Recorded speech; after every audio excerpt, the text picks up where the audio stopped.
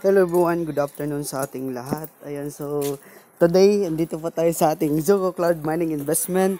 And as of today, kung makikita po natin, medyo nagsilabasan yung ating mga promo into ZBS. So as of today, claim muna natin yung fund natin.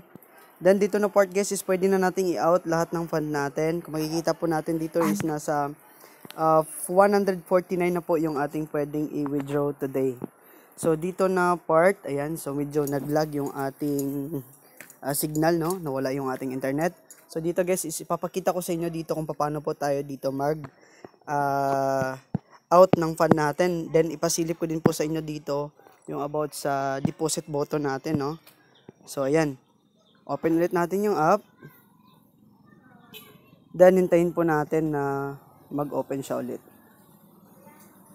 Okay, so dito na part is medyo mahina pa yung signal natin. Ulitin natin. Okay. So balik tayo dito sa ating Zoco app.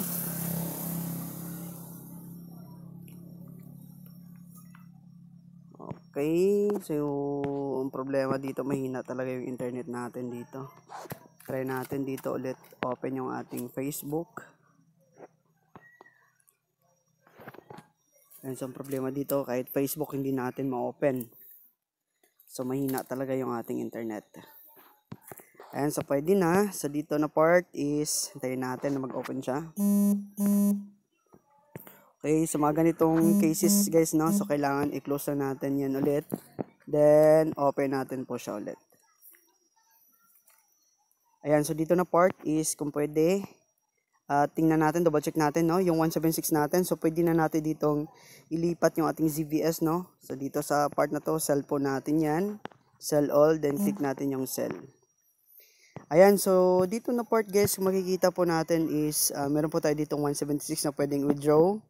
Then, as of today, okay, papakita ko sa inyo dito yung withdrawal natin. So 176, pwede natin ditong i-withdraw yung 175. Okay, 175. Then, input natin dito yung password natin. Pag once na input, okay, confirm na natin dito. So, kung dito na part guys, nakikita po nyo dito na meron pa dito 1.0 to, no? So, later is, i-update ko kayo dito about doon sa ating fund na tawag dito na ni-request. So, yan lang muna guys, and happy earnings everyone.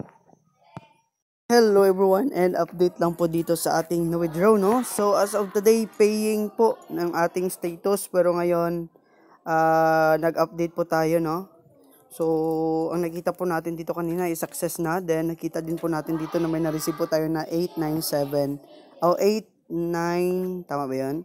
89667. Okay, so dito na part guys is papakita ko sa inyo kung magkano yung 175 kasi ito yung na-withdraw natin, 8967. So tama po. So 8967 po yung na-receive natin. Then as of today, yung 175 natin is success na po yung ating withdrawal. So ayan po, dito na po sa GCash din natin, and of course